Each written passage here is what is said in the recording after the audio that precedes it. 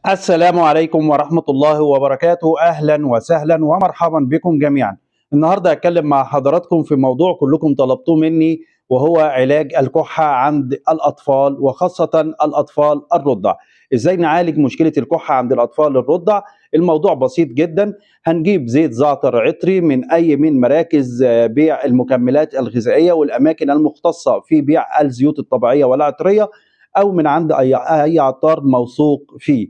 زيت الزعتر العطري معروف ان هو بيقضي تماما على اي عدوى بكتيريه بتصيب الجهاز التنفسي. طبعا ازاي نستخدمها للاطفال؟ مش هينفع ان احنا نستخدمها لهم عن طريق التعاطي من خلال الفم بشكل مباشر. كل اللي هنقدر نعمله ان احنا هنجيب زيت الزعتر العطري، 3 نقط من زيت الزعتر العطري عليهم 5 نقط من زيت الزيتون، وندهن بيه القفص الصدري خارجيا، ونبتدي نلفه باي حاجه زي الصوف وما شابه.